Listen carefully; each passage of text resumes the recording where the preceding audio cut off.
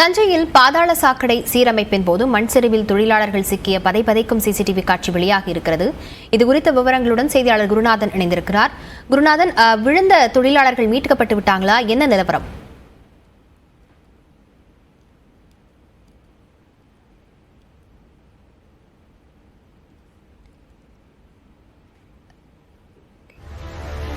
தஞ்சையில் மண் சரிவில் தொழிலாளர்கள் சாக்கடை சீரமைப்பின் போது சிக்கியிருக்கிறார்கள். அந்த சிசிடிவி காட்சியும் வெளியாகி பரபரப்பை ஏற்படுத்தி இருக்கிறது.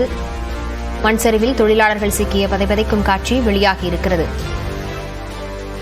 தஞ்சையில் சாக்கடை சீரமைப்பின் போது தொழிலாளர்கள் நின்று கொண்டிருந்த நிலையில் அதில் மண் சரிவு ஏற்பட்ட நிலையில் தொழிலாளர்கள் விழுந்திருக்கிறார்கள்.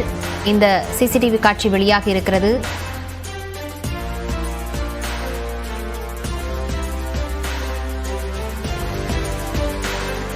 மண் சரிவில் சிக்கியிருக்கும் தொழிலாளர்களை மீட்கக்கூடிய பணி நடைபெற்று வரும் நிலையில் தஞ்சையில் பாதாள சாக்கடை சீரமைப்பு பணியின் போது தொழிலாளர்கள் மண் சரிவில் சிக்கியிருக்கிறார்கள். விவரங்களுடன் செய்தியாளர் குருநாதன் இணைந்திருக்கிறார்.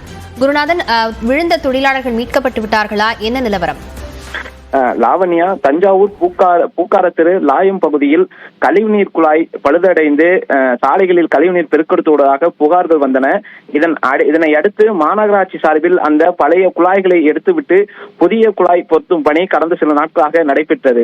இதேபோல் நேற்று 20 அடி பள்ளத்தில் 2 தொழிலாளர்கள் பள்ளத்தில் இறங்கி பணி முடிந்து மேலே வரும் நிலையில் திடீரென சாலையின் பக்கவாட்டு சுவர் இடிந்து தொழிலாளர்கள் மீது மண் சரிவு ஏற்பட்டது.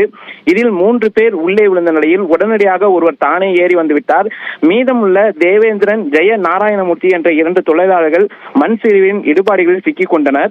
உடனடியாக சம்பவ இடத்திற்கு வந்த தீயணைப்பு துறையினர் தொழிலாளர்களை மீட்கும் முயற்சியில் ஈடுபட்டனர். 30 நிமிட இடைவெளியில் தேவேந்திரன் என்ற தொழிலாளரை மீட்டனர்.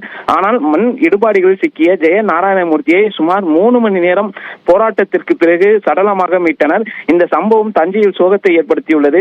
தற்போது இந்த மண் சரிவின் சிசிடிவி காட்சிகள் தற்போது வெளியாகியுள்ளது. லாவண்யா, நன்றி குருநாதன்.